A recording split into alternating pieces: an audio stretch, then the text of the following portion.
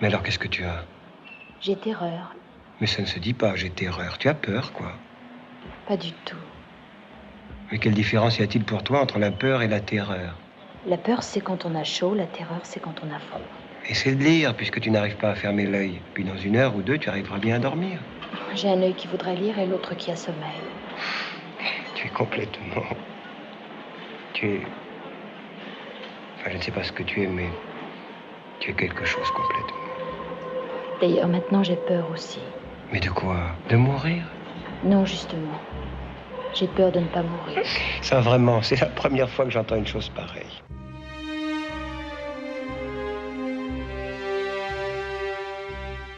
Bienvenue dans Bizarroïde, le podcast cinéma qui se souvient de ses vies antérieures. Chères auditrices et chers auditeurs, c'est la rentrée, c'est l'automne, et dans Bizarroïde, nous n'avons nulle crainte d'affronter cette période de l'année, propice au cafard existentiel. Bien au contraire, nous vous avons préparé un bouquet de splendide mélancolie avec mon invité Arthur Ségard, animateur du podcast Intertexte et doctorant en études culturelles à l'Université de New York. Une sélection balançant entre angoisse et enthousiasme, télescopant Alain Resnais et Laurie Anderson, réunissant les humains, les chiens et les canards intergalactiques, prouvant ainsi à celles et ceux qui en doutaient encore que les films n'ont pas besoin d'appartenir à un genre, à un courant, ni même à une catégorie budgétaire pour nous apparaître fascinants, étranges, inclassables, bizarroïdes. La dernière fois, il est resté 1 minute 29 secondes dans la sphère. Il y était revenu après 4 minutes 23. Et il y a 3 minutes, 4 secondes qu'il n'a plus reparu. En als hij de minuut van 1966 nooit bereikt heeft? Als alles misgelopen is, drijft hij waarschijnlijk ergens anders heen. Ou bien il est accroché à cette minute. Il la revise sans cesse. C'est encore ce qui nous laisserait le plus de chance de le récupérer. Bonsoir Arthur. Bonsoir Jean-Baptiste. Alors dans cet épisode, on va voyager à travers le temps, on va voyager à travers l'espace, on va voyager à travers nos mémoires affectives, nos mémoires sensorielles, et on va se demander si le cinéma n'a pas vocation, entre autres, à nous consoler comme si nous étions orphelins d'une dimension perdue, ou du moins inaccessible, hors de portée. Voilà, je pense que c'est une bonne entrée en matière pour les films dont on va parler. On va commencer avec un film français, avec Je t'aime d'Alain Resnais, sorti en 1968. Est-ce que tu peux nous faire un pitch de Je t'aime? Alors je vais essayer. Donc on est avec Claude Rider, donc un personnage qui vient de faire une tentative de suicide et donc qui est dans une clinique. Et en sortant de la clinique, il est abordé par 2 hommes un peu mystérieux qui lui proposent d'être cobaye pour une expérience. Et donc voilà, tu parlais de temps, tu parlais de mémoire. Donc en effet, ça va être une expérience de voyage dans le temps, puisque c'est une technologie qui va lui permettre de revivre 1 minute de son passé. Donc on le met dans la machine, il revit cette minute un an auparavant. Mais en fait, il y a un problème dans l'expérience et donc le personnage se perd dans des fragments de son passé et donc ensuite toute la suite du film, on va avoir des moments qu'il a vécu, des moments plus ou moins importants, des moments anodins comme des moments extrêmement décisifs et voilà, donc on va avoir cette existence un peu présentée comme un puzzle en flashback. Il va y avoir notamment une histoire d'amour en effet qui va être retracée par ces différents fragments. Voilà, en tout cas l'expérience tourne mal dès le début et elle va peut-être tourner encore plus mal à la fin en butant contre justement ce moment du suicide du personnage. Bon résumé, hein. Donc on a affaire à un film de science-fiction, un argument science-fictionnel en tout cas. Le co-scénariste du film, Jacques Sternberg, est un scénariste, romancier, novelliste très prolifique dans la science-fiction. Alain Resnais a eu une carrière assez longue, assez prolifique dans le cinéma français pour avoir pu piocher dans les différents genres, dans les différentes formes du cinéma français, dans le documentaire, dans la comédie musicale, l'opérette, le fantastique, hein. On se souvient du cas de lycanthropie de loup-garou dans Providence. Là, cette fois-ci, il s'attaque à un argument de science-fiction. On pourrait penser que c'est simplement pour enclencher le récit, que c'est juste un prétexte, enclencher le récit et après se concentrer sur des thématiques qui vont être des thématiques autour du drame conjugal et qu'il se contente simplement d'une sorte de science-fiction de surface, on va dire de science-fiction laïque, j'ai presque envie de dire, laïque dans le sens qui essaie de s'extraire d'un cérémonial, d'un décorum, des conventions genrifiques en fait, hein, et même des fétiches des objets fétiches, des motifs fétiches de la science-fiction geek, on va dire. Je trouve que ça serait allé un peu vite en besogne, parce que mine de rien, quand tu as formulé ton pitch, tu as quand même parlé de ces hommes mystérieux, de cette clinique, de toute cette attirail technologique, de tout ce procédé technologique. Il y a certes une représentation poétique de ce processus scientifique de voyage dans le temps, hein. On n'est pas dans de la hard science qui se veut très méthodique, très précise sur les arguments scientifiques et science-fictionnels, mais mine de rien c'est présent dans le film quand même, hein. Et on a régulièrement des séquences qui entrecoupent le voyage de Claude avec les scientifiques, ce collège de scientifiques qui se demandent comment ils vont pouvoir le récupérer, le renvoyer dans le présent, qui analysent les données, voilà, qui échangent leur point de vue sur l'expérience. Voilà. Est-ce que c'est pour cette raison que tu as choisi de parler de Je t'aime, je t'aime? Est-ce que c'est pour ce traitement particulier de la science-fiction que tu as choisi ce film dans Bizarroïde?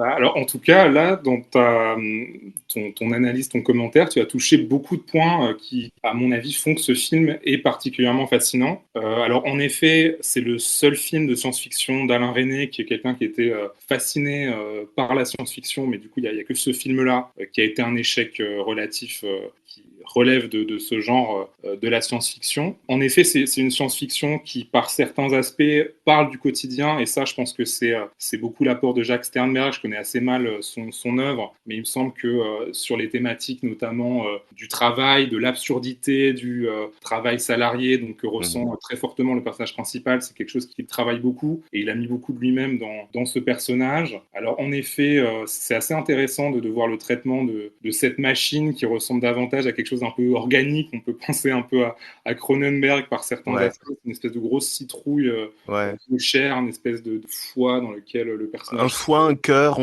c'est vrai, un organe en tout cas. Un organe, dans lequel il pénètre, et donc c'est à partir de... Ensuite, à l'intérieur de ce cocon, comme dans une cavité, quelque chose d'un peu psychanalytique. Je pense qu'il y a un côté psychanalytique assez important dans ce film-là. Donc en effet, il y a pas mal de choses assez particulières, et je pense que une des raisons pour lesquelles c'est un film si intéressant, c'est aussi cette rencontre entre Sternberg et Resnais, puisque Alain Resnais, ce que j'aime bien aussi chez lui, c'est que il va toujours chercher à collaborer avec différentes personnes, donc notamment au scénario. Il a travaillé avec Duras, il a travaillé avec Rob Grillet, plus tard avec Jaouye Bakri. Enfin, voilà, il a vraiment cet intérêt de co-créer avec des personnes qui écrivent soit pour le théâtre, soit davantage pour la littérature, mais qui sont intéressées par le cinéma. Et là, il me semble que Sternberg et Resnais, ils sont vraiment complémentaires dans leur talent, puisque il y a vraiment une écriture qui est très très belle, qui est très très juste de Sternberg. Il y a des moments... moi, j'ai un podcast où je parle de texte, de littérature, et une des questions que je pose à mes invités, c'est quel est le texte que vous aimeriez avoir écrit? Et moi, si je devais répondre à cette question, ce serait sans doute la séquence, le dialogue où il parle des chats, et imaginons une seconde que Dieu ait créé le chat à son image, et tout le dialogue qui est extrêmement drôle, et en même temps qui dit vraiment quelque chose de l'angoisse existentielle des personnages, et voilà, qui est très habile, qui est très beau, en fait, l'air de rien. Et donc voilà, ce talent de Sternberg qui a écrit toutes ces séquences, et en fait qui a une écriture un peu en flux, donc qui va beaucoup écrire, qui a proposé à Resnais beaucoup de séquences, vraiment une masse de la vie de ce personnage Claude Rider. Et ensuite Resnais qui, de formation, c'est un monteur, Alain Resnais, qui va trouver le bon moment, la bonne coupe pour que ces séquences soient pas trop longues au niveau macroscopique, et ensuite puissent s'agencer ensemble de manière, pour moi, assez réussie. Enfin, le rythme du film, en tout cas à partir du moment où il y a les flashbacks qui s'enchaînent et on retraverse toute cette existence en désordre de Claude Rider, pour moi il est assez parfait, quoi. Ouais, il y a peu de films comme ça où tu te demandes en le regardant comment il a été fait, quoi, comment il a été conçu. C'est vraiment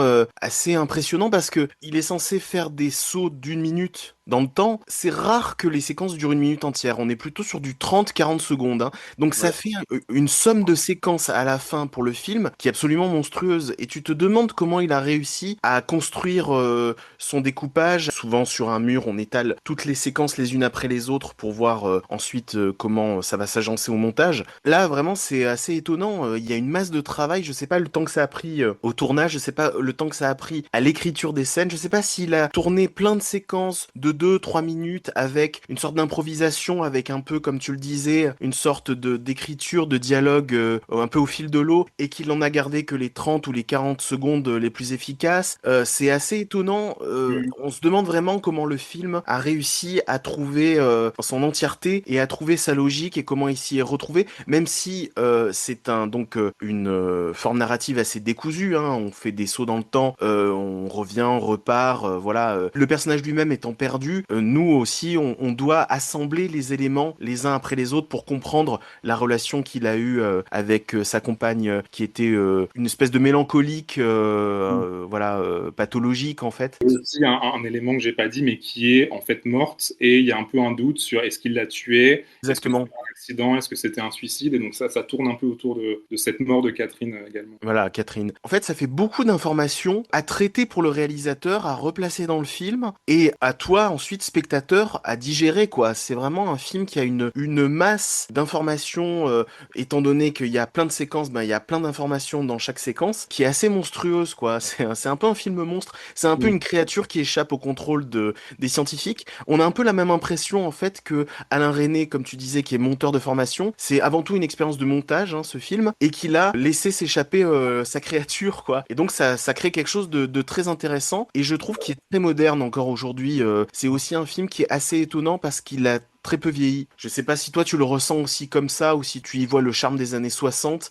Il y a bien sûr ça dans le film. Il y a chez Alain Resnais cette poésie qui nous paraît aujourd'hui un petit peu désuète, tu vois, quelque part entre, je dirais, entre les surréalistes, entre André Breton et la bande dessinée franco-belge. Il y a un côté très belge aussi dans le film. Je crois qu'il est tourné en Belgique d'ailleurs. Et c'est parce que Sternberg, il est belge, et il me semble, j'ai écouté une interview, il me semble qu'il y a eu un moment où il a failli demander à Claude Rich de prendre un accent belge pendant le film, mais finalement ça s'est pas fait. Peut-être pour le mieux. Mais oui, en tout cas, c'est une forme hyper intéressante. Enfin, moi, j'aime beaucoup ces récits que tu peux prendre, du moins en apparence, un peu dans tous les sens ou dans des directions, plusieurs directions. Enfin, moi, j'aime beaucoup Marel de Cortázar, qui marche comme ça, qui est un long roman avec des paragraphes numérotés. Et en fait, tu as un ordre qui est suggéré par l'auteur, mais en fait, tu peux très bien sauter d'un paragraphe à l'autre un peu aléatoirement. Et c'est vrai que ce film, il donne un peu cette impression-là, même si en réalité, tu vois que Resnais, il a quand même très bien cadré son film, et que tu as cette impression d'aléatoire, mais qu'au final, les séquences s'enchaînent quand même très bien et te racontent quand même très bien petit à petit ce que tu dois comprendre, et les pièces du puzzle se mettent en place quand même progressivement de manière très très efficace. Et sinon, oui, cette question du voyage dans le temps, de la minute cruciale à retrouver dans le passé, je pense qu'il y a aussi une présence-absence très forte dans le film de Chris Marker, qui est un réalisateur aussi qui était très proche de Resnais. Et en fait, dans la jeunesse du film, au départ, Resnais, il est allé voir Chris Marker pour lui proposer d'écrire un scénario. Et c'est Chris Marker qui a offert à Resnais, qui l'a redirigé vers Sternberg et qui lui a donné le bouquin de Sternberg, Un jour ouvrable. Et en fait, c'est vrai qu'entre ce film-là et La Jetée de Chris Marker, il y a aussi une histoire de voyage dans le temps, même s'il y a beaucoup de choses qui sont quand même très différentes, puisque là, c'est dans un univers post-apocalyptique, et c'est l'idée de revenir avant la catastrophe pour retrouver des ressources qui vont nous permettre, l'humanité, de survivre post-apocalypse. Il y a quand même cette idée de revenir dans le passé, d'explorer aussi le passé subjectif d'un personnage, de retrouver une minute cruciale de son passé, qui est aussi associée à la mort, sans en dire trop, mais voilà, retrouver cette minute cruciale de son passé, et un voyage dans le temps, et au milieu de tout ça, une histoire d'amour que je trouve magnifique, que ce soit chez Chris Marker ou chez Alain Resnais.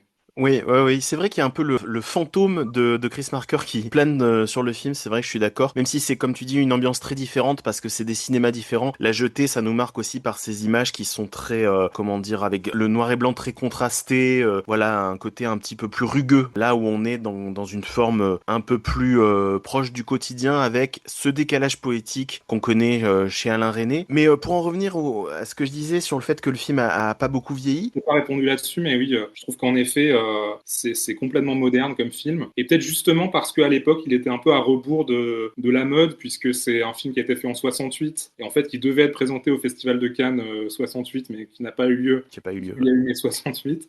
Et voilà, et justement, quand tu vois tout ce qui est fait à l'époque, toutes les expérimentations cinématographiques, les cinétracts, bon, Resnais en a fait quelques-uns, mais c'est vrai que c'est un film où il y a quand même quelque chose de...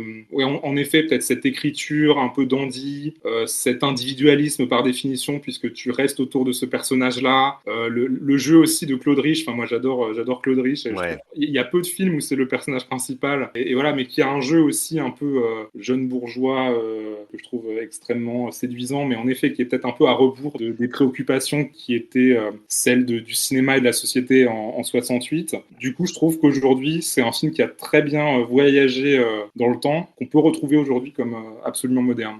Ouais, bah, Claude Rich, il fait un personnage très moderne qui pourrait être un personnage des générations suivantes en fait. Claude Rich, c'est quelqu'un qui a fait le conservatoire avec Belmondo, avec Rochefort. Il est de cette génération-là, je crois qu'il est né en 29. T'as presque l'impression de voir un personnage métropolitain, déconstruit aussi comme on dit aujourd'hui, dans une masculinité déconstruite, des générations X, Y plutôt. Enfin, tu vois, t'as vraiment l'impression de voir un personnage d'un drame français beaucoup plus récent. Ses angoisses et son rapport au couple et son rapport au sens qu'il donne à sa vie avec le travail sont très modernes. Et l'interprétation de Claude Rich, le personnage Claude Rich est aussi un personnage très à part dans le cinéma français. Il y a, comme tu dis, ce côté dandy, mais il y a quelque chose de plus étrange que le simple dandy précieux. C'est vrai qu'il y a un décalage entre le fait qu'il a quelque chose de très juvénile, surtout à cette époque-là dans le film, il a moins de 40 ans, mais il fait presque 10 ans de moins, quoi. T'as l'impression d'un grand gamin grandi trop vite. Et en même temps, sa façon de parler, sa culture, te donne plutôt l'impression d'une vieille âme, quoi. Tu vois. Donc il y a ce décalage-là qui est très intéressant. Ma mère, quand je lui ai parlé de Claude Rich, là, en parlant du fait que j'avais vu ce film, m'a dit, elle a trouvé une très bonne formule, je me permets de la citer. Elle m'a dit, ses grands yeux, à Claude Rich, ses grands yeux bleus écarquillés, j'ai jamais trop su si c'est parce qu'il ne comprenait rien au monde autour de lui ou si c'est parce qu'il le comprenait trop. Je trouve que c'est une super bonne formule. Ouais, complètement. Et c'est vrai qu'il y a un côté, comme tu disais, un peu précurseur. Enfin, c'est vrai que Jean-Pierre Léaud, après, dans les films de Truffaut, enfin, c'est un peu cette masculinité-là, quoi. Un peu avec, voilà, à la fois cette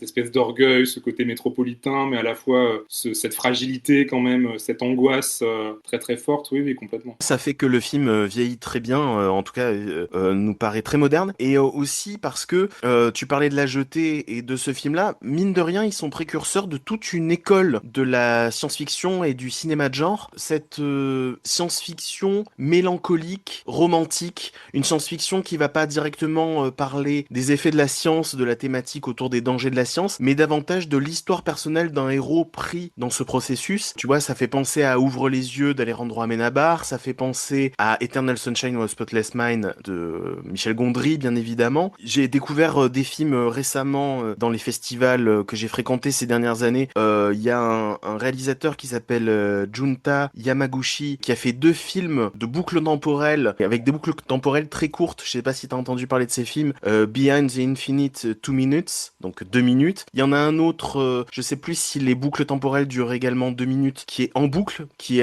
au moment où on parle est en salle, dans quelques salles en France, voilà, qui est un film très charmant japonais qui se passe dans une auberge typique japonaise et les pensionnaires de cette auberge sont coincés dans une boucle, je sais plus si elle dure 2, 3 ou 5 minutes. Et l'enjeu de ce film, par exemple, c'est la rupture entre deux personnages qui vont devoir partir dans 2 directions différentes. Et il y a ce même travail autour, comment dire, de la résonance affective des événements revécus par les personnages. Donc on est vraiment dans cette école-là. Et là, dernièrement, je crois que le film n'est pas encore sorti. Je sais pas s'il sortira en VOD ou il sortira en salle. Le dernier film de Nacho Vigalondo qui s'appelle Daniela Forever, où un personnage revit des moments de son couple d'une jeune femme qui elle aussi est morte, comme le personnage de Catherine dans le film, qui est morte dans un accident de voiture, et il s'enferme dans ses souvenirs, dans ses rêves. Il prend une pilule, là c'est pas le même dispositif que dans le film, ce sont des pilules qui lui permettent de replonger dans ses souvenirs, dans ses rêves, et de revivre différents moments de sa relation, de manière là aussi déconstruite, déstructurée dans la narration. Et il y a vraiment aussi cette ambiance mélancolique, il y a aussi ces couples, voilà, c'est vraiment, t'as du mal à croire qu'entre ce film dont je te parle de Vigalondo et le film d'Alain Resnais, il s'est écoulé presque 60 ans, quoi, 55 ans on va dire grosso modo entre les 2 tournages. T'as vraiment l'impression de voir des couples métropolitains dans la trentaine, quoi, des trentenaires avec leurs doutes à ce moment-là de leur vie sur leur carrière, sur voilà leur fidélité. Il y a toute une école en fait un peu parallèle du cinéma de science-fiction ou fantastique, parce que parfois les phénomènes auxquels les personnages sont sujets, c'est pas forcément dû à la science, dû à un savant fou, quoi, mais parfois à des phénomènes fantastiques. Mais voilà, on retrouve un peu une famille Ouais. cinéma sur cette ambiance et sur cette mélancolie. Ouais, c'est vrai que c'est hyper intéressant et c'est intéressant aussi que ça passe par des récits de voyage dans le temps. Enfin, je pense que dans le trope du Le voyage dans le drop, temps, ouais. c'est vrai qu'il y a quelque chose qui force à se confronter à soi-même, à son passé, aux structures familiales. Enfin, moi, je repense à Céline Sciamma qui avait réalisé Petite Maman. Qui n'est pas vraiment un film de science-fiction, qui n'est pas vraiment un voyage dans le temps, mais où tu as un personnage sans explication, une petite fille qui rencontre sa mère au même âge. Ouais. Et donc ça devient deux petites filles qui passent du temps ensemble et avec cette idée de voilà qu'est-ce qui se passerait si on pouvait passer du temps avec nos parents au même âge, est-ce qu'on serait devenus amis, etc. Et comme une de ses références, je crois qu'elle citait Retour vers le futur. Donc Retour vers le futur, un film qui est aussi culte pour moi et que j'aime beaucoup, mais pour des questions a priori plus d'aventure, de divertissement, le voyage dans le temps, la DeLorean. Coolitude. C'est génial, voilà. Mais c'est vrai qu'il y a aussi cet aspect de se confronter à ses parents. Voilà, est-ce que si je rencontrais mon père au lycée, est-ce qu'on s'entendrait bien, tu vois, alors que Marty c'est un cool kid et son père c'est plus un loser. Donc c'est vrai qu'il y a aussi ces questions-là qui traversent ces récits de voyage dans le temps. Donc en effet, je pense que c'est un espace où tu peux particulièrement poser des questions hyper intéressantes, hyper intimes, mais aussi sociales d'une manière très très forte. Et sur la modernité du film, je suis complètement d'accord. Je t'aime, il y a vraiment un truc qui nous parle aujourd'hui, maintenant, sur les relations et aussi sur le travail. Et j'avais noté une réplique de Claude, du coup, quand il est au bureau et il se dit « Je pense que pendant 100 millions d'années, la Terre a subi le règne des algues et des mollusques, qu'elle a ensuite été dominée par les grands reptiles et qu'enfin quelqu'un a eu l'idée de créer la firme dans laquelle je suis employé. Je pense qu'à la vitesse de 100 000 km à l'heure, je file de ma naissance vers ma mort, que la Terre tournera sur elle-même pendant d'autres millions d'années sans moi et que pourtant je suis là, accroché à un crayon sur ce bolide de feu, à me demander comment convaincre un client que nous sommes désolés d'apprendre la perte de son colis, expédier le 4 et l'assurer que nous ferons l'impossible pour... » Et voilà, ça c'est vrai que c'est une pensée qui me traverse souvent l'esprit, de me dire, voilà, on est dans ce miracle qu'est la vie, voilà, on sait pas pour combien de temps on est là, mais on est aliéné, voilà, à devoir faire un bullshit job toute la journée, à tailler des crayons, à écrire aujourd'hui c'est des mails, à l'époque c'était des courriers. Mais oui, je pense qu'il y a une angoisse existentielle qui est peut-être même plus intense aujourd'hui que en 68, ouais, tout à fait. Oui, parce que là, il y a quand même une légèreté dans ce genre de séquence. En fait, ça apporte des soupapes d'humour, de dérision dans le film. C'est pas tant ces questionnements-là au travail qui formulent la gravité du film, c'est davantage ce qui se passe dans son couple, dans sa vie affective, dans sa vie émotionnelle. Et ça, c'est presque un décalage entre ma place dans l'univers, entre la profondeur de ce qu'il raconte et la vacuité de sa vie. Enfin, voilà, l'insignifiance de certains détails. En fait, c'est un effet comique dans le film. Ça représente aussi ça, le charme du cinéma d'Alain Resnais. On sent que c'est à la fois, comme tu disais, le parfait alliage entre les questions de science-fiction d'un auteur comme Jacques Sternberg et la poésie d'Alain Resnais. Et peut-être qu'effectivement, aujourd'hui, ce serait peut-être encore l'époque est peut-être encore plus angoissante. Les personnages comme Claude sont encore plus angoissés et peut-être que là on aurait peut-être plus de difficultés à garder cette légèreté, il me semble, voilà, sans vouloir faire un portrait trop sombre de notre époque. Il y a un duo que j'ai pas cité qui est très important dans le film pour en revenir au traitement de la science-fiction. Ce sont les deux décorateurs du film, Jacques Dugier et Agostino Pace, qui ont fait les décors du film, parce que je trouve aussi que c'est l'une des grandes réussite du film, c'est d'avoir proposé des décors très particuliers pour traiter de cette science-fiction. On a parlé de cette espèce de cavité, cette espèce d'organe géant dans lequel se retrouve le personnage. Et je suis d'accord avec toi, ça fait penser à du Cronenberg. Ça fait un peu penser, tu sais, la séquence dans Scanners, tu sais, le sculpteur qui sculpte cette espèce d'immense tête dans lequel le personnage se réfugie pendant une fusillade. Ça fait vraiment penser à ce genre de sculpture, quoi. Et voilà, je trouve que ça apporte aussi une vraie personnalité au film, parce que c'est également un traitement de la science-fiction qu'on n'a pas souvent l'occasion de voir. C'est pas des clichés autour de la technologie, du high-tech, avec plein de diodes qui clignotent dans tous les sens. Voilà, c'est quelque chose de beaucoup plus étrange. Il y a aussi ça dans la représentation du monde du travail. Il y a aussi, c'est pas simplement cet élément-là qui est intéressant, ou plus globalement la clinique, c'est aussi ces souvenirs dans le monde du travail. Quand on regarde de près, il y a tout un travail sur ce décor glauque, un peu sombre, tu sais, toutes les séquences où il est dans la réserve. Il y a un moment où, justement, quand il y a une perte de contrôle de plus en plus accentuée. Il y a un moment où les souvenirs se mélangent à des rêves, à des cauchemars, et donc il y a beaucoup de cauchemars qu'il fait en effet par rapport au monde du travail, quand il est dans des espèces d'entrepôts, à faire des trucs de plus en plus absurdes. Ouais, donc en effet, oui, ça fait partie de ça aussi. Oui. Ouais, donc je trouve qu'il fallait saluer le travail de ces deux décorateurs. Nice ducky. Me, Phil. You, Howard. We be friends. Ugh.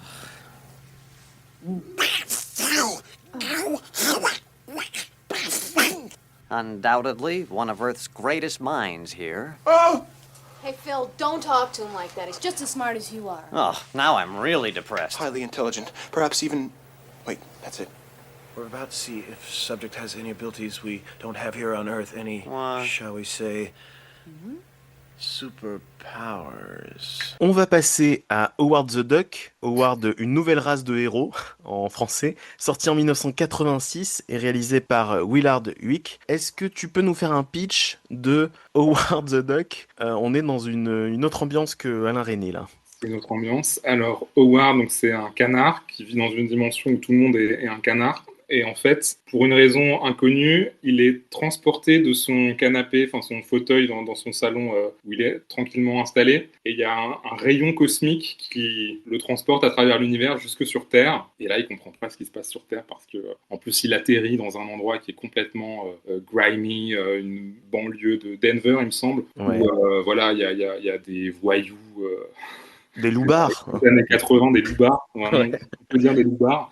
Qui sont là, et donc il a très peur, il se retrouve dans un club. Non, il se fait sortir du club, et ensuite c'est la chanteuse du club Beverly qui sort et qui se fait agresser dans la rue, et Howard la sauve. Après quoi, ils habitent ensemble, et voilà, ils essaient de comprendre comment est-ce que Howard est arrivé là, et comment le faire repartir. Donc il y a un peu cette espèce de romance bizarre qui se développe aussi entre Beverly et Howard. Et en fait, ils découvrent, alors comment c'est justifié dans ce film, mais en gros, c'était à cause de méchantes entités qui voulaient justement envahir la Terre grâce à une machine cosmique qui est dans un labo quelque part. Et donc voilà, il y a cette histoire de méchants qui veulent détruire le monde. Et donc Howard, Beverly et un sidekick qui en fait bosse au Muséum d'Histoire Naturelle ou quelque chose comme ça, qui avait une théorie sur pourquoi Howard était arrivé là. Ils essayent tous ensemble de empêcher les grands méchants, les grands démons de l'espace de venir sur Terre et de détruire le monde. Et voilà, en gros, c'est comme ça que je me souviens de ce film. Il y aura peut-être des choses à ajouter ponctuellement. Ouais, non, tu t'en es pas trop mal sorti. C'est vrai que c'est un peu compliqué à résumer. C'est peut-être aussi ce qui a coûté son succès au box-office au film. Alors, faut expliquer que Howard the Duck est un comics paru chez Marvel à partir des années 70. Oui, c'est un personnage Marvel, en fait, Howard the Duck. Steve Gerber qui est le créateur du personnage, on l'oublie trop souvent, mais voilà, c'est une des premières tentatives d'adaptation Marvel au cinéma, hein. On avait eu des Spider-Man fin des années 70, mais il me semble que c'était des téléfilms, si je dis pas de bêtises, je suis pas tout à fait certain. Mais donc voilà, Howard the Duck, l'un des pionniers de Marvel au cinéma, c'est produit par George Lucas, hein, distribué par Universal, donc c'était censé être l'un des gros blockbusters de l'année 1986, 37 millions de dollars de budget, donc c'est quand même un budget assez costaud, hein. Pour comparer à deux films de la pop culture années 80, deux succès des années 80 qui parlaient à peu près au même public, les enfants, les adolescents et on va dire les adultes qui ont gardé une âme d'enfant, deux films qui sont sortis un peu plus tôt, Retour vers le futur dont on parlait en parlant de Je t'aime et les Goonies. Je prends sciemment ces deux exemples parce que ce sont des productions Steven Spielberg, le grand ami de George Lucas. Si tu combines les budgets de Retour vers le futur et les Goonies, t'arrives au budget de Howard the Duck. Donc tu vois, ça te donne une idée quand même du budget de Howard the Duck. Ça se voit quand même un petit peu à l'écran à certains moments. Oui, il y a des gens vraiment talentueux qui ont bossé là-dessus. Il y a Phil Tippett qui fait la créature de la fin, donc qui a bossé sur Star Wars, qui a bossé sur Jurassic Park, sur Robocop. Il y a quand même une musique de John Barry, c'est quand même pas rien. Donc oui, voilà, et je crois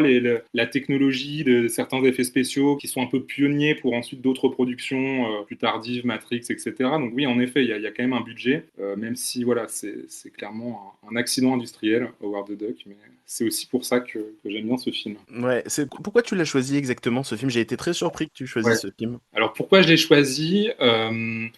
Donc ton podcast qui s'appelle Bizarroïde, donc je me suis dit quel film bizarroïde est-ce que j'aime bien? Et c'est vrai que dans les films où en les voyant, tu te dis waouh, qu'est-ce que c'est que ce truc? C'est vrai que Howard the Duck, j'ai des très bons souvenirs de ça. En fait, c'était ma première année de thèse, donc j'étais dans des logements étudiants à New York, et en fait j'étais dans le même building que mon ami Witt, qui lui avait une télé, et en fait régulièrement je montais chez lui, on regardait des films un peu bizarres, et on a notamment vu Howard the Duck, et c'est vrai que très vite Howard the Duck tu le lances, et voilà, très vite tu te dis mais qu'est-ce que c'est que ce truc, parce que au bout de je pense 2 minutes t'as par exemple un canard humanoïde féminin nu, et donc avec des seins en plumes et tout, et voilà, c'est typiquement ce genre de plan où tu te dis mais qu'est-ce que c'est que ce truc, et en effet il y a un truc assez jouissif dans ce film, dans le sens où c'est complètement un accident industriel, c'est-à-dire qu'il y a un gros budget, c'est-à-dire qu'on avait vraiment des ambitions pour ce film, mais il se plante complètement pour des raisons qu'on va peut-être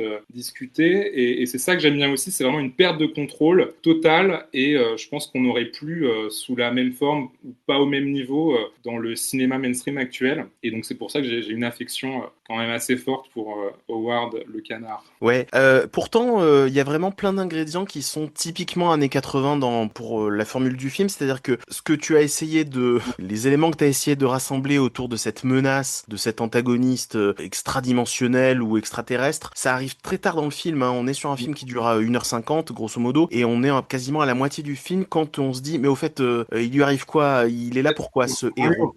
C'est un film d'aventure, c'est un film de super-héros d'une certaine façon, parce que Marvel, de héros en tout cas intergalactiques. Ah oui, au fait, faut pas qu'on oublie de mettre des extraterrestres, mettre une menace, mettre des scènes d'action dans la deuxième moitié du film, mais dans toute la première partie du film, on est dans le principe du personnage, le fish out of the water, le personnage qui est sorti de son milieu naturel, de son environnement, et qui se retrouve projeté dans un environnement dont il n'a pas forcément les codes, et qui doit se faire des amis, qui doit apprendre aussi à changer son point de vue sur les choses, et qui va faire changer son point de vue au personnage qui l'entoure. C'est du Crocodile Dundee à la même époque, par exemple. C'est Un prince à New York. Ça, c'est des films qui ont eu un très gros succès à l'époque, ce principe-là. La même année, je crois qu'aussi, on a le Star Trek, où il retourne sur Terre, tu sais, à l'époque contemporaine aux années 80. Donc, c'était une formule qu'on voyait beaucoup à l'époque dans le cinéma, qu'on voit un peu moins aujourd'hui, à part peut-être Sonic, les films Sonic qui partaient un peu du même canevas, d'ailleurs. Sonic qui sort de sa dimension et qui intervient dans notre monde et qui doit convaincre un humain de l'aider.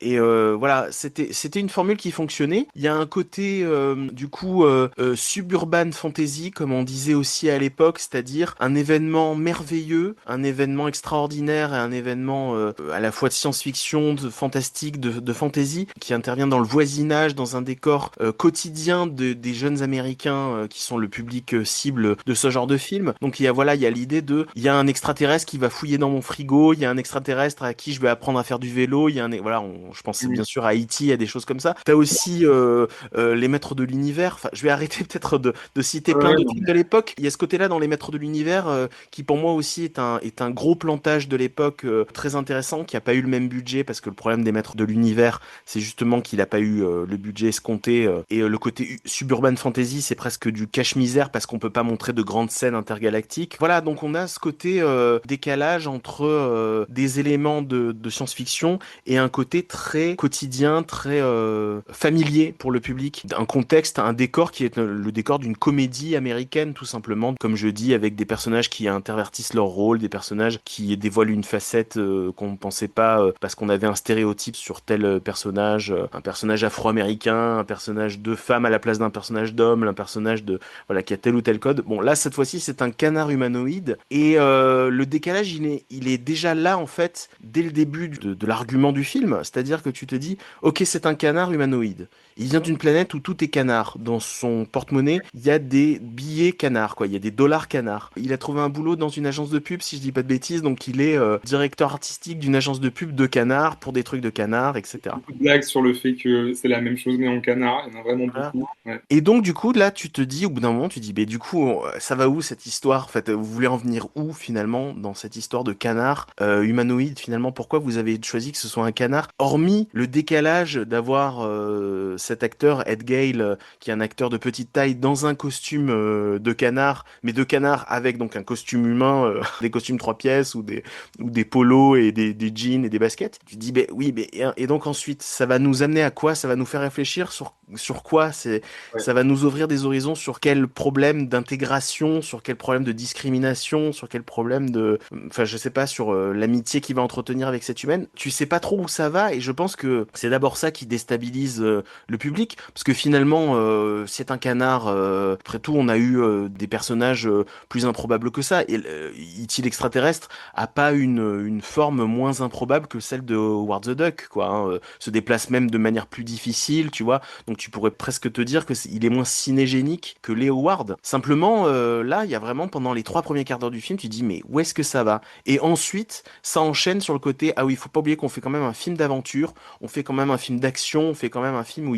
faut qu'il y ait une grande menace surnaturelle et que Howard est un héros. Et là, on rattrape cette histoire-là, bon, de manière un peu précipitée. Et voilà, donc il y a une forme au film qui est vraiment très étrange, découpée en 2 moitiés qui sont presque indépendantes l'une de l'autre en termes de ton, en termes d'enjeu. Tu sais pas trop où ça va, quoi. Ouais, et je pense que c'est. Alors, est-ce que c'est l'explication de l'échec du film? Mais en tout cas, peut-être l'échec artistique du film. Je pense que ça repose beaucoup sur ils savent pas trop où ils vont. Et en effet, ils ont, à mon sens, raté l'adaptation du comics de Steve Gerber, qui est extrêmement intelligent. Et en fait, ce personnage de Howard the Duck dans le comics, donc qui est un genre une espèce de parodie de Donald à la base, mais en fait, qui est un personnage comme ça qui se balade dans des univers de super-héros, mais avec toujours un propos un peu méta, où il va toujours y avoir un peu le retournement des grands récits de comics, des récits d'aventure, des récits de super-héros. Et en fait, il me semble qu'il y a même un truc qui préfigurait Watchmen dans Howard the Duck, le comics, enfin quelque chose de vraiment subtil, de vraiment au second, au troisième degré. Ironique, parfois, sarcastique, ouais. Complètement, et qui parle aussi de la société américaine. Il y a un moment où Howard il va se présenter aux élections américaines et il va avoir un programme complètement anarchiste. Enfin voilà, il y a quelque chose il y a quand même une force critique dans ce personnage à la base dans les comics, et il me semble qu'ils n'ont pas du tout reproduit ça dans le film. Ils ont repris le personnage, ils ont repris la dimension canard, mais à côté de ça, en effet, ils ont appliqué des recettes de blockbuster qui marchaient.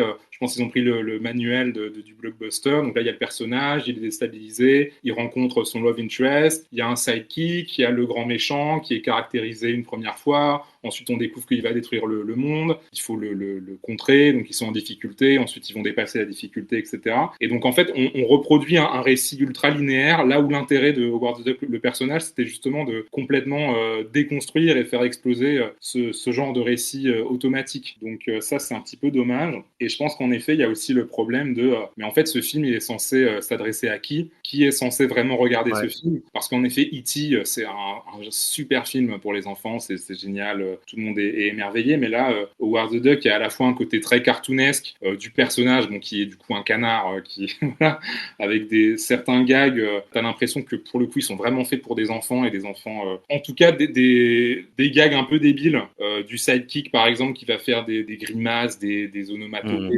et tout ça. Donc j'ai eu une petite hésitation là, parce que je pense que même pour les enfants, même des enfants, je pense trouverais ça un petit peu débile. Et d'un autre côté, t'as des éléments où ils ont voulu faire des trucs un peu sans doute en hommage à la BD, des éléments un peu contre-culturels, des trucs un peu sales, des blagues de cul, etc. Et donc au final, tu sais pas trop à qui est censé s'adresser cet objet, parce que pour les enfants, t'as un petit peu trop d'humour un peu limite, et pour les adultes, t'as quand même un peu trop de trucs qui sont un peu premier degré débile. Donc en effet, je pense qu'il y a eu un problème là-dessus sur à qui s'adresse ce film. Et voilà, donc comme on disait, accident industriel, mais justement, du coup, pour les personnes, en tout cas comme moi, qui aiment bien ce genre de nanar, je trouve que c'est assez appréciable. Peut-être un peu comme tu disais sur Je t'aime, on aurait bien aimé être dans les coulisses de la production de ce film, et voilà, savoir quelles ont été les discussions, pourquoi tel et tel choix ont été faits, parce que ouais, il y a beaucoup de choses qui posent question, quoi. Alors, dans les premières minutes, ce que tu dis sur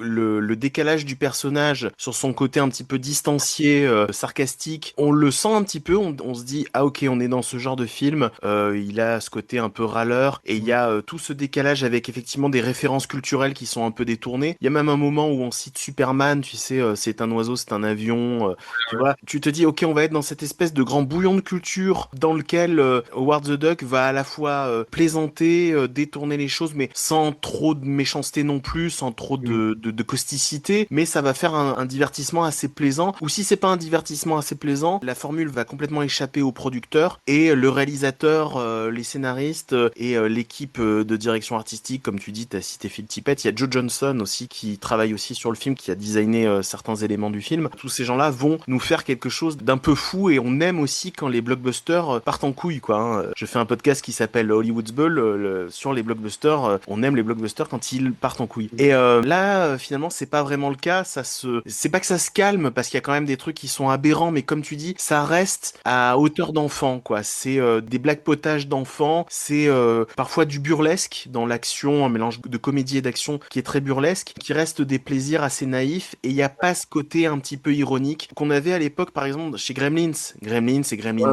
Ouais, alors le 2, effectivement, là aussi, complètement échappé au producteur Spielberg. Apparemment, il s'est fâché avec Joe Dante quand il a vu le résultat lors d'une projection. On a eu aussi, tu vois, Buckaroo Banzai dans La 8e dimension. On a eu Jack Burton dans Les Griffes du Mandarin. On a ces films comme ça qui sont à la fois très divertissants de prime abord. En première couche, tu te dis, bah tout y est. L'action, des designs de personnages cool pour les années 80, enfin vraiment, des effets spéciaux practical qui sont forcément très savoureux. Je trouve encore plus maintenant avec le temps quand on les revoit aujourd'hui. Et derrière, tu sens le réalisateur qui s'amuse derrière ce film. Tu sens le réalisateur, un adulte, qui s'amuse aussi, qui a pas simplement besoin de retrouver une âme d'enfant, qui arrive à combiner son regard d'enfant sur l'histoire et aussi à apporter des touches sarcastiques en tant qu'adulte, sans que ça désamorce complètement le récit, sans que ce soit un truc de gros cynique, désabusé et opportuniste. Tu vois ce que je veux dire? Quand vraiment on arrive à trouver le bon dosage, ça donne vraiment ce qu'on aime justement dans le divertissement des années 80-90. Là, hélas, la promesse du film, tu te dis que c'est ça quand tu vois ce canard dans son fauteuil avec, tu sais, la caméra qui panote sur des cadres de photos, avec une voix sur un répondeur, une voix de femme fatale. Il y a presque un côté référence aux années 40, presque au film noir des années 40, tu vois, ou à la comédie du remariage des années 40, tu vois, du Ernst Lubitsch ou du Billy Wilder, enfin, tu vois. Et finalement, après, une fois qu'on arrive sur Terre, on tombe vraiment dans le cliché de la banlieue un peu crade, comme on dit, des espèces de punk de ruelles, avec les bouches d'égout qui fument. Enfin, le menu est prévisible à l'avance, et c'est ça la limite du film, clairement. Ouais. Et, ça reste un film bizarroïde, mais il est bizarroïde par le parti pris qu'ils ont fait de ce personnage d'Howard the Duck. Ensuite, t'as presque l'impression qu'ils ont fait une erreur dès le début avec ce personnage d'Howard the Duck, et que tout le film ne fonctionne pas à cause de ça. Je trouve pas que t'aies beaucoup de surprises qui viennent après coup, une fois que t'as dépassé ce qu'on disait sur le traitement d'Howard the Duck, quoi. Oui, je suis complètement d'accord. Et c'est vrai que c'est intéressant de comparer par exemple à Gremlins, qui pour le coup, en effet, réussit complètement à développer sur certains points, sur la vie suburbaine, des petites piques, des petits propos critiques sur la société américaine, tout en subtilité, tout en restant un divertissement extrêmement fun, etc. C'est vrai que je pense que le problème de Howard, c'est qu'ils n'ont pas su du tout quelle portée donner au film, aussi en termes de propos, quel degré d'ironie, quel degré de premier degré. Et en effet, je crois que j'avais vu même sur Nanarland, ils disent que c'est pas complètement satisfaisant en tant que nanar, puisque en réalité, surtout la deuxième partie du film, tu sais complètement où ça va, il y a des longueurs, et même en tant qu'amateur de nanar, tu te fais un petit peu chier. Bah, la deuxième partie, elle est bien exécutée, finalement. Ouais, la deuxième partie, t'as pas vraiment de... agréable, voilà, et tout, mais en fait, ça, ouais, comme tu disais, c'était très très prévisible, quoi. Tout est scripté, c'est la recette qui est appliquée, voilà, et c'est dommage d'avoir appliqué une recette déjà vue et revue des dizaines de fois, alors qu'on a ce personnage qui justement permettrait de faire des choses qu'on n'a jamais vues au cinéma, et voilà, qui a une telle force dans les comics. Et d'ailleurs, je crois que Lea Thompson, qui joue dans le film depuis quelques années, elle tente de ressusciter Howard the Duck au cinéma. Je sais pas si ça aura lieu vu l'échec du premier film, mais voilà, c'est sûr qu'il y a un potentiel très très fort autour de ce personnage-là, et c'est dommage que ça ait tourné comme ça, quoi. Moi, je trouve que le seul truc que tu peux sauver dans la vision du film, pour lui donner une cohérence et un fond d'âme, ce serait d'y voir peut-être une métaphore déguisée d'une découverte de la sexualité tardive par les personnages. Je sais pas si j'ai bien formulé les choses, mais ce que je veux dire, c'est est-ce qu'il n'y a pas de la part de Beverly alors, ça va pas jusqu'au bout, hélas, parce qu'ils ont pas vraiment de rapport sexuel. Moi, je me rappelle quand on m'avait parlé du film, on m'avait dit elle couche avec un canard. En réalité, ils couchent pas vraiment ensemble, ça va pas jusque-là. Ça reste un film qui était fait pour le grand public et pour un public familial, et je pense que là, ça aurait pas du tout passé. Tu vois, on se demande qu'en fait, si il y a pas ce personnage qui assume de traîner avec un canard et presque d'être en couple avec un canard, tu sais, il y a un moment où elle dit ne faites pas de mal à mon amoureux, et tout le monde s'arrête et la regarde. Tu te demandes en fait si c'est pas la métaphore d'une femme qui découvre une sexualité qu'elle n'assumait pas jusque-là. Attention, ça va être très, très risqué ce que je dis dans cette formulation. C'est juste une hypothèse, hein, mais est-ce que c'est pas, est-ce qu'il faut pas remplacer canard par lesbianisme? Tu vois ce que je veux dire? Voire transidentité. Je me demande s'il y a pas ce côté-là. Je sais que toi tu travailles sur ces thématiques dans le cinéma de genre. Et alors je sais pas si c'est volontaire de la part de Willard Huyck et de sa femme Gloria Katz. Donc c'est un couple de scénaristes à qui on doit notamment Indiana Jones et le Temple Maudit, bon là pour le coup c'est très réussi, qui avait fait un premier film, ils avaient co-réalisé un premier film dans les années 70, je crois 72-73, qui s'appelle Messiah of Evil, que je conseille vraiment aux auditeurs. C'est un film très très intéressant, une sorte de pré-zombie qui rappelle beaucoup Dawn of the Dead. Voilà, une ambiance très étrange dans une petite ville isolée et sujette à des espèces de phénomènes paranormaux. Voilà, allez voir Messiah of Evil.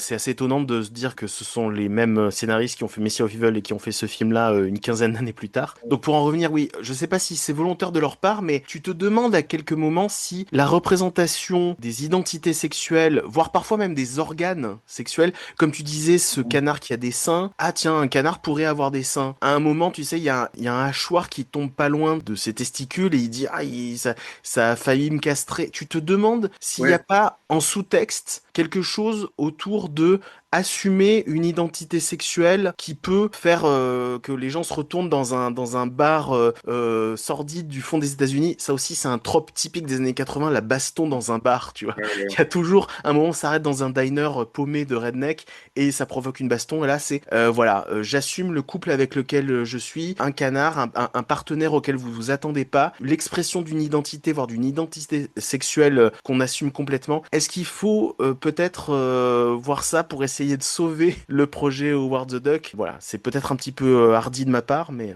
Non, mais oui, la question de la sexualité dans Howard the Duck, c'est une question particulièrement épineuse, mais je suis content qu'on en parle. C'est vrai que c'est pas tous les jours. Mais en effet, je pense qu'il y a vraiment... Enfin, je me suis interrogé sur ça en revoyant le film. Et en effet, ce moment où Howard et Beverly couchent presque ensemble, pour moi, c'est assez représentatif de ce problème du film, de savoir à qui il s'adresse et dans quelle direction il va, puisque dans tout le film, tu as quand même un peu des blagues graveleuses, etc.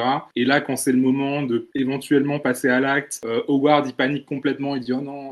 j'ai mal à la tête, j'ai une migraine. » Ouais, voilà, ça, tu vois, c'est un cliché misogyne qu'on adresse plutôt à un personnage féminin, par exemple. Tu vois, ça aussi, c'est étrange. Ouais, donc il y a complètement un évitement de cette question, en tout cas de ne pas la traiter frontalement. Mais en effet, je pense que si j'aime bien ce film, c'est que clairement, ça parle ou ça essaye de parler de sujets qui m'intéressent au cinéma et dans le cinéma de genre. Et en effet, Howard, un de mes sujets de recherche, c'est la figure du monstre. Le monstre entendu comme ce qui échappe aux définitions, ce qui échappe aux normes et ce qui va perturber un certain nombre de représentations et d'institutions. Et là, en fait, si tu prends cette définition, Howard, c'est complètement un monstre qui arrive sur Terre et personne comprend ce que c'est et comment le comprendre, etc. Et il va se confronter à la fois à la science qui va pas pouvoir expliquer qu'est-ce que c'est, à la police qui va essayer de l'arrêter et même un moment au travail, il va se retrouver dans une agence d'intérim de Pôle emploi. Enfin, là aussi, il va y avoir un clash entre Howard et l'institution. Et en tout cas, sur la sexualité, c'est vrai que c'est très intéressant. Il faudrait que je m'y plonge un peu plus. Mais est-ce que Howard est une icône lesbienne? Peut-être. Et tu vois, au travail, mine de rien, on trouve quand même le moment de le faire travailler dans un espèce de sauna, tu sais, où il ramasse des serviettes et il regarde un couple hétérosexuel en train de commencer à faire l'amour, en train de s'embrasser, et il sort une remarque sarcastique sur ce couple hétérosexuel, sur la relation hétérosexuelle, et tu te dis, voilà, il y a ça en plus, tu vois, on en revient encore à la sexualité, c'est assez étonnant, et on évite le fait que les personnages vont coucher ensemble. Alors le cliché, moi je comprends, en première lecture tu dis c'est le cliché du héros qui emballe la jolie fille, hein, ce serait ça, et là tu dis ah oui mais là le héros c'est un canard donc ça peut pas fonctionner, voilà, est-ce qu'on va au bout de ce truc? Tu peux voir ça, comme un décalage comme ça, et ne pas du tout y voir un sous-texte militant, lesbien ou autre. LGBT+, enfin globalement ce serait difficile d'étiqueter particulièrement une sexualité qui échappe à des normes de genre, et c'est vrai que j'ai noté qu'en tout cas dans la version française, Howard il se fait traiter plusieurs fois de entre guillemets travelo, et je trouve ça intéressant. En anglais c'est des périphrases à base de degenerate et tout, mais en tout cas il y a cette idée qu'il perturbe un peu tout le monde, personne ne sait comment l'étiqueter, le comprendre, et y compris en termes de genre. Donc en effet, moi j'aime bien cette idée de lecture LGBTQ de Howard. Ouais, et puis on y passe trop de temps, la séquence où ils sont dans le lit, on y passe trop de temps pour que ce soit un problème qui soit évacué. C'est-à-dire, c'est très étrange, en même temps ils vont pas au bout de ce truc, et en même temps ça dure, et tu te dis, l'évitement, le fait qu'il est pas complètement à l'aise, que on a l'impression vraiment d'un personnage qui n'arrive pas complètement à assumer sa sexualité, et c'est important d'en parler, c'est aussi important de se dire, bah oui, il y a parfois des moments où on n'ose pas, on a d'abord besoin de se connaître soi-même, on a besoin de comprendre sa propre sexualité avant d'oser aller vers l'autre. Donc on est tenté d'appliquer cette interprétation pour essayer de trouver effectivement une explication à cette histoire de canard au milieu des humains, pour essayer de trouver un sens au film. Bon, en tout cas, c'est un objet intéressant à regarder pour la culture des années 80, pour se concentrer de culture des années 80, mais presque un concentré de culture qui n'a pas de tête en fait, qui n'aurait pas une espèce de surmoi en fait, et qui ne comprend pas vraiment ce qu'il fait. C'est presque un véhicule sans chauffeur, ou alors t'as presque l'impression de voir quelqu'un venu d'une autre époque que les années 80 qui essaie de faire un concentré d'années 80 sans en avoir compris comment ces éléments narratifs et esthétiques qu'on a placés les uns après les autres, pourquoi on les a placés là, d'où ils viennent, comment ils se sont formés dans l'esprit américain, comment Spielberg, comment Joe Dante, et on a l'impression presque d'un travail d'imitation par l'IA, tu vois, ce serait l'intelligence artificielle. Il y a un truc un peu là-dessus, il y a la scène de concert avec les chansons très pop et tout. Exactement. Le diner, c'est vrai qu'il y a pas mal d'éléments comme ça, un peu justement ce récit très balisé, le monstre à la fin, le gros méchant et tout, c'est vrai que, complètement, il y a des, comme ça des éléments qui font pas trop sens, qui renvoient à des choses de pop culture. Comme si c'était l'intelligence artificielle à qui tu lui commandes un film des années 80 et puis elle te sort ça, et tu dis oui mais ça a pas vraiment de sens, il manque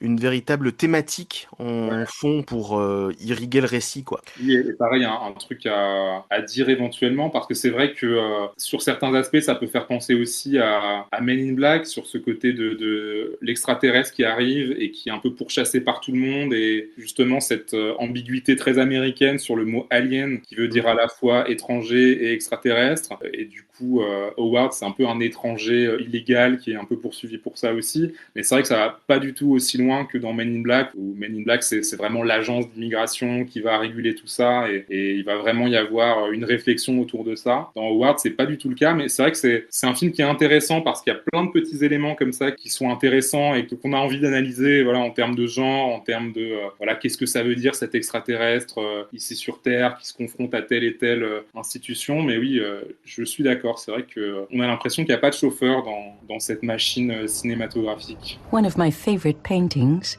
is by Goya, and it doesn't look like his other work at all. It's a huge gold void.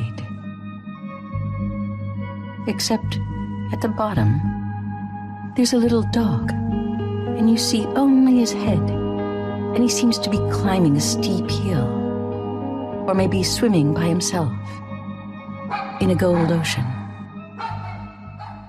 Et on termine non pas par un film de fiction, mais par un documentaire, un essai filmique, un journal intime mis en image. On va essayer de réfléchir à la forme du film. Ce film, c'est un film américain, c'est Heart of a Dog de Laurie Anderson, sorti en 2015. Est-ce que tu réussirais à faire un pitch, si on peut parler de pitch, en tout cas, à expliquer le concept du film? En effet, c'est très difficile à pitcher, mais je pense qu'il faut rappeler que Laurie Anderson, c'est une artiste multimédia qui a commencé à faire des performances à New York dans les années 70. Ensuite, elle a fait notamment pas mal de musique, de la musique expérimentale avec des effets électroniques. Elle a expérimenté des nouvelles technologies dans les années 80. Elle a inventé même des instruments spécialement pour sa pratique. Il y a une de ses chansons qui a quand même été un hit, c'est Oh Superman. Peut-être que ça va rappeler des choses à certains auditeurs, certaines auditrices. Et en effet, ce film Heart of a Dog, quelque part, c'est plus une installation multimédia qu'un film, puisque c'est une sorte de collage de beaucoup d'éléments, de peintures du coup de Laurie Anderson, d'images d'archives, de photos, de choses qu'elle a filmées avec son iPhone. Il y a des images de vidéosurveillance, il y a des images de son chien qui fait de la musique, il y a des mots qui défilent, des espèces de poèmes comme ça. Il y a beaucoup de plans du ciel, des plans de fumée, des choses assez abstraites. À un moment, elle parle de phosphène, donc de ces petits éclats lumineux que tu vois en fermant les yeux. Et donc, elle travaille beaucoup cette matière abstraite, aussi en faisant des surimpressions, des fondus enchaînés très longs, etc. Et en fait, il y a une espèce de cohérence entre tout ça grâce à sa voix, puisqu'elle nous raconte là aussi beaucoup de choses. Je ne sais pas si on peut parler vraiment de réflexion. En tout cas, il y a des associations d'idées où elle nous parle de ses rêves, y compris ses rêves les plus bizarres. Elle nous parle de souvenirs, y compris des souvenirs assez traumatiques. Il y a tout un ensemble de réflexions, d'idées sur le 11 septembre et sur ses conséquences. Elle parle beaucoup de spiritualité, elle parle beaucoup du livre des morts tibétains et tout ça aussi à travers sa relation avec son chien, Lola Bear, donc son chien qui est mort. Et donc elle parle un peu de sa vie avec son chien, du chien qui ensuite est tombé malade, de la mort de son chien, et elle réfléchit beaucoup sur, mais voilà, à partir de réflexions bouddhistes, où est-ce qu'il est maintenant, le parcours de son chien dans l'au-delà, etc. Et en fait, ça embrasse beaucoup de choses, quoi, sur la vie, sur la société, sur la spiritualité. Je sais pas si j'ai pu... Mais c'est en effet assez impossible, en fait, de résumer ce film, mais je vous conseille vraiment d'aller le regarder. Ouais, c'est compliqué parce que t'as l'impression d'un exercice d'écriture spontanée, d'une certaine façon, hein. Alors, Laurie Anderson est une musicienne et ça pourrait donner l'impression d'une playlist de chansons, en tout cas d'idées qui ont été jetées, griffonnées dans un notebook, dans un carnet de notes pour d'éventuelles chansons de cet artiste. T'as presque l'impression qu'elle a pris ces notes qui serviront ensuite, une fois digérées, une fois retravaillées, à des œuvres construites, sophistiquées, et que là, elle te donne presque une forme un peu brute, sans faire vraiment le tri. Voilà, c'est plein d'idées qui sont liées par des images mentales à l'écran, en fait. Donc voilà, t'as ce travail qui rappelle un peu l'écriture automatique. Comme tu dis, oui, c'est vrai que c'est un personnage très intéressant, Laurie Anderson. On avait cité son nom, je crois que c'est dans l'épisode qu'on a fait avec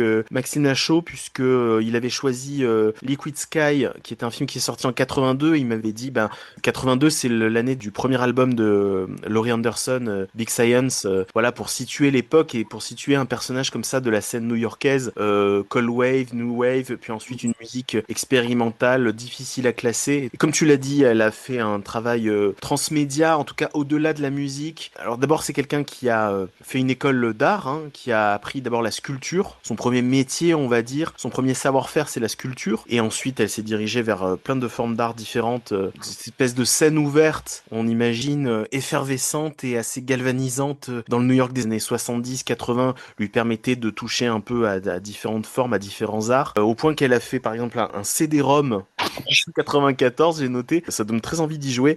Puppet Motel, voilà. Donc une espèce d'expérience interactive, un jeu vidéo, voilà. Je sais pas si c'est un point and click ou si c'est une forme encore plus étrange, encore moins classable. Il y avait même un projet avec la NASA.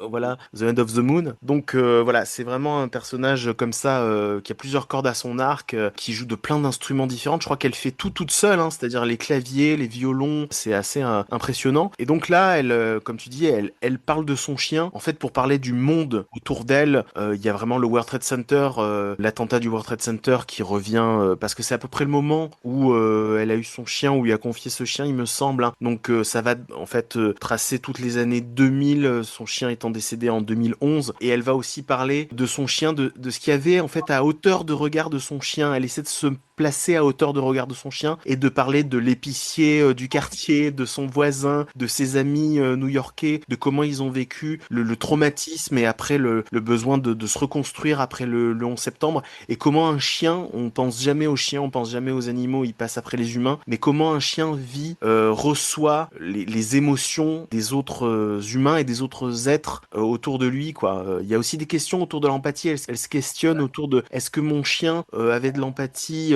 avec la vie autour de lui, comment il était connecté au réseau vital autour de lui, au réseau des consciences et des âmes et des esprits autour de lui. Et donc du coup, elle fait a posteriori le même travail en fait, en se remettant à la fois à la place de son chien et en même temps en gardant sa position, elle, d'artiste et d'humain. Ouais, tout à fait. Je pense que cette question de l'empathie, elle est vraiment centrale dans ce film, et ça parle notamment de cette importance d'ouvrir son regard et de changer de point de vue et d'être sensible au monde des autres. Il y a vraiment un truc sur chacun est un peu dans son monde, et voilà, comment est-ce que les différents mondes peuvent communiquer ensemble, comment est-ce qu'on peut essayer de comprendre l'autre en épousant son point de vue. Et oui, comment tu rends justice aussi aux autres. Il y a tout un truc sur comment raconter des histoires, c'est aussi une responsabilité. Elle parle d'un souvenir qu'il y avait à l'hôpital quand elle était jeune, quand elle était enfant. Elle a eu un accident et on lui a dit qu'elle marcherait plus jamais. Finalement, elle a pu remarcher, mais voilà. Donc, elle dit qu'elle racontait ce souvenir beaucoup, mais en fait, elle racontait ce souvenir pour dire des choses d'elle, et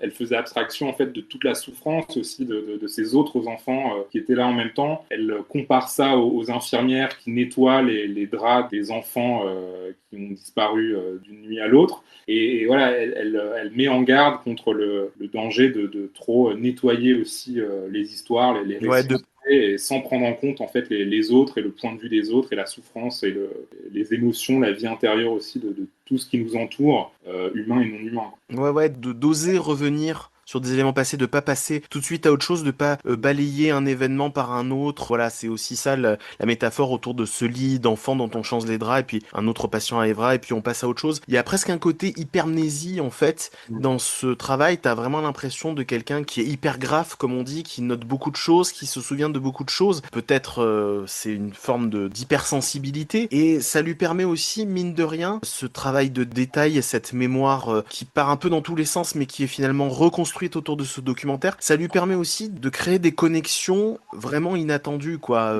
Tu sais vraiment pas vraiment ce qui t'attend dans la minute d'après. On passe des documents administratifs concernant les juifs qui ont immigré dans l'entre-deux-guerres pour fuir l'Allemagne nazie. On passe de ça à Lola Bell, donc le chien qui observe une dispute de couple dans un centre commercial, et on revient donc à une époque plus récente, et elle arrive à faire un lien empathique, affectif entre différentes choses comme ça, et c'est très étonnant. Même les formes, parce que du coup, elle est obligée de passer d'images d'archives, de documents statiques à l'image, à une vieille vidéo de son chien, mais une vidéo qui correspond pas non plus à cet événement, parce qu'elle a peut-être pas filmé le moment de la dispute de couple, donc elle est obligée aussi de recréer certains passages, de le mixer avec des images de son chien filmées sur une petite caméra DV ou peut-être au iPhone dans les dernières années. Donc forcément, la forme narrative est inattendue, donc la forme esthétique, graphique l'est également. Ouais, complètement. Et c'est vrai que je trouve ça assez fascinant, cette façon d'être, on disait hypersensible, en tout cas hyper attentive à tout ce qui nous entoure, et en fait ne rien prendre comme anodin, et en fait tout est intéressant et tout peut nous apprendre quelque chose en effet sur notre spiritualité, sur le monde. Et en effet on suit ce chien et des fois on se dit tiens mais c'est un détail complètement absurde sur la vie de ce chien, qu'est-ce qu'on en a à faire que le chien il ait peur des oiseaux parce qu'à un moment il s'est fait attaquer par un vautour ou un aigle, et en fait elle met ça en relation, le regard que le chien a eu à partir de ce moment-là en se disant tiens le ciel c'est dangereux aussi, c'est le même regard que ses voisins ont eu à New York après le 11 septembre, quoi. Et là, elle prend l'anecdote apparemment complètement anodine du chien qui se balade en Californie, et elle relie ça à un état d'esprit contemporain. Voilà. Je pense que c'est vraiment une des forces du film, ces associations d'idées qui ont une cohérence peut-être plus poétiques que vraiment logiques, mais voilà, qui nous permettent en effet aussi de réfléchir sur nous-mêmes, de réfléchir sur le monde. Et ouais, c'est une des choses que j'aime beaucoup dans ce film. C'est pas non plus un exposé, quoi. C'est plus une forme de méditation que vraiment un exposé. C'est pas un film qui a des certitudes. Et oui, c'est vraiment une méditation. D'ailleurs, elle insère parfois des petits moments de méditation quand elle parle d'un enseignement bouddhique, il me semble, où il faut apprendre à se sentir triste sans être triste. Triste, ouais. Et ça, elle le répète plusieurs fois avec sa voix très douce, comme ça. Feel sad without being sad. Et en fait, c'est comme si c'était vraiment une forme de méditation. Ouais, un mantra, ouais. Un mantra qu'on finit par appliquer. Ouais. Et pour moi, ce film, ouais, c'est vraiment comme une séance de yoga. Et on regarde ce film et après, on sort et on est attentif à plus de choses. J'ai la sensation d'être plus empathique après avoir vu ce film. Mais comme tu dis, c'est pas non plus un exposé, c'est pas non plus revendicatif, c'est pas un manifeste ni bouddhiste, ni antispéciste. Quelqu'un pourrait complètement rejeter le film en disant « Mais on va pas mettre sur le même plan la conscience, les émotions d'un chien et celles d'un humain. Elle est pas là pour te démontrer un truc antispéciste. Elle t'invite à te mettre à la place de ce chien et à relativiser toi ta place d'humain par rapport, comme on le disait, à un réseau d'émotions, à un réseau d'esprit autour d'elle. Et elle le fait de manière très douce, comme tu le dis. Elle t'accompagne vers ça avec beaucoup de poésie. Il y a des vrais morceaux crus de poésie dans le film aussi. Hein. Il y a parfois de la poésie qui s'inscrit à l'écran. Il y a des chansons. Il y a quelques chansons qui interviennent dans le film. Ça te travaille émotionnellement, ça te travaille neurologiquement en fait, de manière un peu insidieuse. C'est vraiment un effet physique, plus mental que physique, mais je pense physique aussi. Et puis même ce qu'elle insère parfois dans les images, tu sais, parfois elle insère des images qui sont très presque abstraites, des paysages presque abstraits. La photographie va prendre des teintes dorées, mordorées, mais un peu sombres, en parallèle à un tableau de Goya qu'elle aime beaucoup, qui est une espèce de grande, de grande tache dorée dans laquelle il y a juste la petite tête d'un chien qui dépasse, et elle va appliquer un peu la même colorimétrie et les mêmes effets comme ça de dorure, et t'as presque l'impression que ça a vraiment un effet cognitif. Ouais. Ça a presque un effet cognitif, tu vois, au milieu du film, pour t'apaiser après des images qui sont un peu éprouvantes ou qui sont tout simplement pas très belles, hein, parce que des images de vidéosurveillance ou des images comme ça du World Trade Center, enfin, elle va après appliquer une espèce de pommade graphique dessus, et t'as presque l'impression que c'est pensé vraiment peut-être comme le rythme d'une séance de méditation, peut-être d'une psalmodie. En fait, il y a un côté un peu psalmodie de choses qui te font du bien comme ça, presque sur ton rythme cardiaque.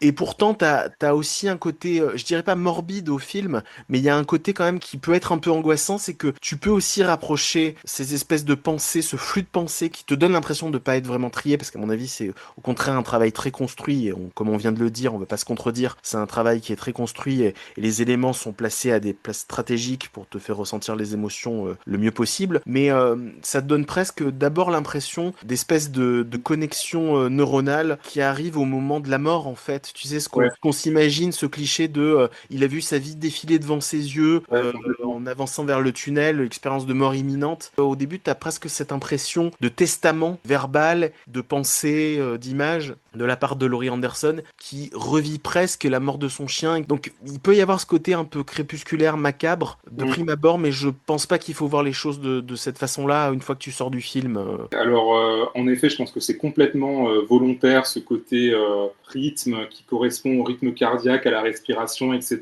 Et j'avais vu une interview de Laurie Anderson où on lui posait la question, mais pourquoi vous pensez que Oh Superman c'est devenu un hit? Et elle disait c'est parce que c'est une forme d'hypnose, et en effet ça se cale sur des rythmes, une forme de berceuse, une répétition, et c'est vrai que ça nous met dans un état un peu de transe, et je pense qu'elle recherche vraiment ça, et que dans ce film-là c'est aussi vraiment bien mis en place, et en effet il y a un côté assez hypnotique, quelque chose en effet de physique par rapport à la respiration, par rapport au rythme du corps. Et en effet, c'est complètement un film aussi qui parle de la mort, et en le revoyant et en revoyant un peu les différents films que je t'ai proposés à la suite, en fait, je me suis dit qu'il y avait une cohérence particulière entre ce film-là et Je t'aime, je t'aime. Et je me suis dit ça notamment au moment où elle parle du bardo, donc qui est une zone un peu transitionnelle pour les bouddhistes. Après la mort, il y a 40 jours où on est un peu dans cet état entre la vie et la mort, et on revit un peu justement des épisodes de sa propre vie. Et elle dit « Things you loved as living things move with a different speed. They disappear echo, repeat, donc les choses qu'on aimait en vivant, elles bougent avec une vitesse différente, elles disparaissent, elles se répètent, il y a des échos, et en fait c'est un peu le principe de Je t'aime, puisque il y a aussi ce truc où il revient un peu à l'instant de sa propre mort, un peu comme dans La Jetée, quoi. Il y a cette idée de la mort, et il y a cette idée de, en fait, ce défilé de toutes ces séquences-là, de ces fractions de vie, c'est aussi un petit peu lui qui revoit toute sa vie avant de mourir. Et c'est vrai que dans ce film-là, Art of a Dog, il y a un petit peu ce principe également, quoi. Est-ce que c'est morbide ? Je trouve que dans le film, au final, ça permet de s'interroger là-dessus, de se confronter à ça, sans que ce soit non plus une esthétique particulièrement mortifère. Et c'est vrai qu'en sortant du film, on se sent plutôt bien, en fait. Oui, voilà, il faut pas donner l'impression que c'est un film macabre, c'est un film morbide, pas du tout. Je sais pas si t'as vu Des trous dans la tête de Guy Maddin, qui est un film qui avait été choisi par une précédente invitée, Steph Meyer, dans le podcast, qui avait un peu aussi ce côté objet filmique non identifié. C'est Guy Maddin qui revisitait son enfance, qui se réimaginait une enfance, mais avec des vrais éléments biographiques, un mi-chemin entre effectivement le journal intime lu à haute voix et Testament, là où on a Laurie Anderson dans ce film, la voix de Laurie Anderson qui accompagne le film de bout en bout. Dans le film de Guy Maddin, c'était Isabella Rossellini qui est une de ses collaboratrices régulières. Et il y avait un peu le même effet hypnotique à la fin, tu vois, sauf que c'était un film avec des éléments peut-être un peu plus saillants, une narration, une histoire qui se racontait autour de ça, là où on est sur quelque chose qui se veut volontairement plus biographique et volontairement plus connecté à une réalité, à plusieurs réalités, la réalité du monde des années 2000 à New York et les différents traumatismes américains de l'époque, d'une artiste qu'on sent quand même engagée politiquement, en tout cas éveillée politiquement, et également sa vie affective avec ce chien. On revient aussi sur la mort de sa mère, parce que en fait, c'est ça qu'on n'a pas dit, mais c'est intéressant, c'est qu'en fait, pourquoi ce travail, pourquoi cette espèce d'essai filmique, c'est parce qu'en fait,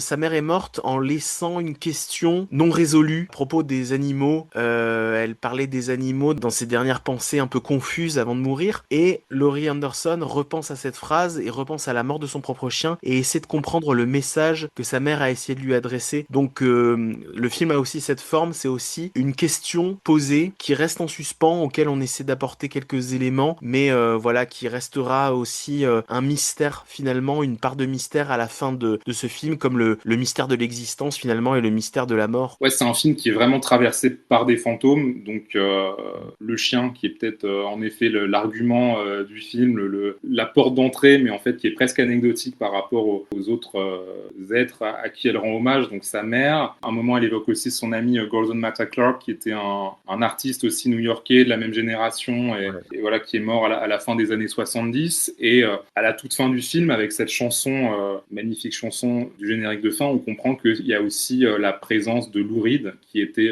son mari et qui est mort quelques années avant la sortie du film. Ouais, elle a épousé Lou Reed ils ont été ensemble sur les 5 dernières années de la vie de Lou Reed, si je dis pas de bêtises, voilà. Donc il y a aussi effectivement le fantôme d'une autre figure, une autre grande figure de la musique américaine, qui est Lou Reed, ouais. À la différence des autres films que je chronique dans Bizarroïde, t'as presque l'impression que c'est à ta portée de faire un travail comme celui-là, de monter quelques images et de faire ce même travail. En tout cas, si tu le fais pas visuellement, tu peux le faire en termes d'autofiction, en termes de journal intime. Tu peux poser tes idées, parler de tes traumatismes, parler de tes regrets, parler des gens qui te manquent, et puis essayer de faire comme ça des connexions, essayer de faire une espèce de labyrinthe, mais un labyrinthe presque ordonné en fait, sur le papier. Et c'est la force du film aussi, c'est qu'il y a un côté do it yourself en fait dans ce film. On sent que c'est aussi une artiste qui a eu le courage de prendre les instruments, de s'approprier l'art et de te dire peut-être c'est parfois pas plus compliqué que ça de faire quelque chose d'artistique. C'est aussi d'abord agencer des idées, poser tes idées, t'ouvrir effectivement, comme tu dis, à l'empathie. Il faut de la sensibilité, et peut-être que cette sensibilité tu peux aussi la travailler en la posant sur le papier, en replongeant sur certaines choses. Et voilà, il y a ce côté facile d'accès du film qui te donne presque envie de faire le même exercice à un moment de ta vie où t'en auras besoin, quoi. Ouais, complètement. Très généreux. Tell the animals, she said. Tell all the animals. Is it a pilgrimage? Towards what? Which way do we face? Thank you so much for having me.